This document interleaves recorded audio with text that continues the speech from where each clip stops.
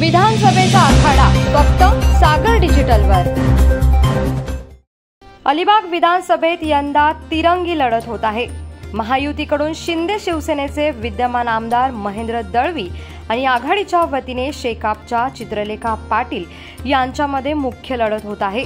यात भाजपचे बंडखोर अपक्ष उमेदवार दिलीप भोईर हे देखील मैदानात आहेत। तर मी सर्वसामान्यांचा आमदार असल्याने आपला विजय निश्चित असल्याचा दावा महायुतीचे उमेदवार महेंद्र दळवी यांनी केला आहे। त्यांच्याशी आमचे प्रतिनिधी पीजे पाटील यांनी साधलेला हा थेट संवाद। अलिबाग विधानसभा मतदारसंघातून महायुतीचे उमेदवार म्हणून विद्यमान आमदार महेंद्र दळवी हे पुन्हा एकदा निवडणुकीला सामोरे जात आहेत। आज ते सागर डिजिटलसोबत संवाद साधत आहेत। महेंद्र ते सन्माननीय आमदार महेंद्रशेठ दळवी हा आपला राजकीय प्रवास कसा झाला? तर खूप छान झाला असं मी नक्की सांगेन। कधी हारलो कधी जिंकलो, पण लोकांमध्ये राहिलो। लोकांनी स्वीकारलं। 2019ला आमदार केल्यानंतर खऱ्या अर्थाने जनतेची सेवा करण्याची संधी मला प्राप्त झाली। त्या संधीच्या माध्यमातून गेले 5 वर्ष मी जे काम केले, मधला पहिला वर्षाची महामारी असेल, निसर्ग वादळ असेल, लोकांनी दिलेला मदतीचा हात असेल, त्यानंतर खऱ्या अर्थाने जी विकास काम आहे त्या माध्यमातून मी लोकांपर्यंत पोचलो आणि लोकांनी स्वीकारलं। त्यामुळे मला असं वाटतं की हा प्रवास जरी कठीण असला तरी सोपा निश्चित झाला असं मला वाटतं। येणारी निवडणूक ही सर्वसामान्य जनतेने हातात घेतली आहे, त्याचा सगळ्यात जास्त आनंद आहे। एक सर्वसामान्य माणूस जेव्हा आमदार होतो तेव्हा खऱ्या अर्थात भावनात्मक विषय तो त्यांच्यावर पोहोचतो। तर भावना माझ्या पोहोचल्यात असं मला वाटतं। आणि मग तिन्ही तालुक्यांमध्ये अलिबाग, मूळ, रोहा, म्हणजे आत्ता जे वातावरण आहे ते खऱ्या अर्थाने विरोधकांना दिशा करण्याची निश्चित आहे। आणि विरोधकांच्या सासरे असे प्लस करण्यास लोकांनी संधी दिली होती, पण लोकांसाठी काय करता आलं नाही। म्हणून माझ्यासारख्या माणसाचा राजकीय जन्म झाला आमदार म्हणून, आणि तो लोकांनी स्वीकारले आणि आणखी पुढे 5 वर्ष सेवा करण्याची संधी मला निश्चित माझी जनता देईल हा माझा विश्वास आहे। मागील 5 वर्ष आपण आमदार म्हणून अलिबाग विधानसभा मतदारसंघात काम करत आहोत। तर आपण जे काही विकास कामं केलेले आहेत त्यातली निवडक विकास कामं आम्हाला माहिती द्या।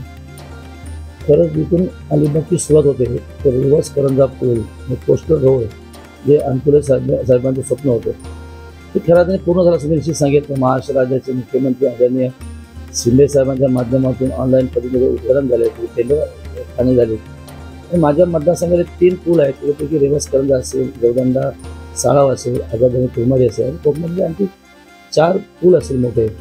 त्याला तो जाणारा महामार्ग जो आहे तर कोकणातला हा 4था महामार्ग आहे।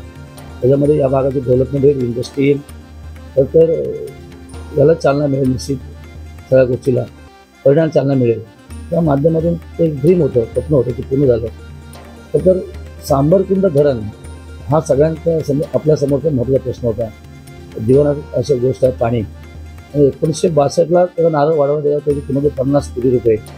आज 3,500 कोटी रुपयाचे टेंडर पूर्ण करून आपण त्या कामाला सुरुवात करतोय। आणि सगळ्यात जास्त दुसरा आनंद आहे। तिसरा आनंद असा आहे की माझ्या तरुणाईला, म्हणजे माझ्या युवांना आपल्याला काम मिळालं पाहिजे। आणि येणाऱ्या काळामध्ये जसं आपण खारीपाटामध्ये सिनार्मससारखी मोठी कंपनी आणतो, या आरशेपचं एक्सपान्शन होते, तिथे HPCLचं मोठं प्रोजेक्ट आला आहे। अशा पद्धतीचे उद्योग आले तर तरुणाच्या हाताला काम मिळेल, रोजगार मिळेल आणि त्यातून त्यांची उन्नती होईल। तर मग तरुणाईसाठी काय करता येईल का, हे सगळ्यात जास्त मोठा प्रयत्न मी केला आहे। आणि रस्ते, बाकीची कामं आहेत, सार्वजनिक हिताची कामं इथं मी बऱ्यापैकी पूर्ण केलेली आहेत। आणि लोकांमध्ये आनंद निश्चित। आज आपण बघितलं की साळाव मूळ रस्ता हा पडण रस्ता आहे, आज त्याची दुरावस्था होती। आजची परिस्थिती बघा, एक हायवे, नॅशनल हायवेसारखा रस्ता तुम्ही केला आहे। अशी जर कामं केली तर लोकांमध्ये ज्या प्रतिक्रिया येतात त्या आनंददायी असतात। म्हणून मला असं वाटतं ह्या निवडणुकीमध्ये जनता माझ्या पुढील 5 वर्षात विकासाचं कोणतं विजन आपण मतदारांसमोर मांडत आहोत? नाही, विशेषतः पर्यटनाला इथे बढावा देण्यासाठी, पर्यटनाला वाढ देण्यासाठी पर्यटन उद्योग या ठिकाणी आले पाहिजे। कारण देशातनं, राज्यातनं, जिल्ह्यातनं या ठिकाणी पर्यटन खूप मोठ्या प्रमाणात येतात आणि त्याला लागणाऱ्या सुविधा निर्माण करून देणं, याचा अर्थ रोजगार निर्मिती करणं। जसे आपण सांगितलं रायगड जिल्हा औद्योगिक जिल्हा आहे, या जिल्ह्यामध्ये उद्योग आले पाहिजे, तसं पर्यटन उद्योग हा त्याला एक जोड असा आहे। त्यामुळे पर्यटनाच्या बाबतीमध्ये खूप छान पद्धतीने नियोजन करून, आपल्या समुद्र किनारीचं सुशोभीकरण करून, जे पर्यटकांना आनंद घेण्यासाठी, त्या सुविधा निर्माण करण्यासाठी मी येणाऱ्या काळामध्ये प्रयत्न। महायुतीचे आपण अधिकृत उमेदवार असतानाही भाजपचे उपजिल्हाध्यक्ष दिलीप भोईर यांनी बंडखोरी केलेली आहे, तर मतविभाजनाचा किती परिणाम आहे? त्या परिणाम होणार आहे असं आहे की व्यक्ती स्वातंत्र्य आहे, प्रत्येकाने उभं राहणं हा त्यासाठी आहे। तर माझी कष्ट पराकाष्ठ आहे, लोकांमध्ये पोहोचलेला आहे, अजून कित्येक लोकांना तिथे पोहोचायचं आहे. स्वप्न तर सगळ्यांना पडतात, सक्सेस तिथं मला माहीत नाही आहे, कदाचित तो प्रकार असेल, पण माझी मेहनत आहे, त्याच्यामुळे मेहनतीप्रमाणे मी लोकांपर्यंत गेलो आहे. आता शेकापेक्षा पण चेहरा बदलून आले, जर सगळे चेहरे त्यांनी मी बघितले की माझ्याकडनं सगळे पराभूत झाले. पण एक परत प्रयोग त्यांनी केलेला आहे, तो अनसक्सेस त्यांचा प्रयोग आहे, असं चालत नाही आहे. लोकांमध्ये राहून लोकांची सेवा करणं हीच राजकारणाची परिभाषा असं माझं मत. सागर डिजिटलच्या माध्यमातून आपण मतदारांना काय संदेश द्याल?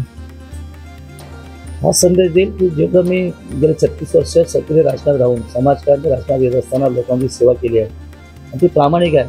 आणि मग सर्वसामान्यातला एक आमदार म्हणून माझ्या लोक बघतायत आणि त्यांची स्वप्न पूर्ण करण्यासाठी पुढच्या 5 वर्षामध्ये प्रामाणिक प्रयत्न करणार. सागर डिजिटलसोबत आमदार महेंद्र दळवी यांनी संवाद साधला आहे.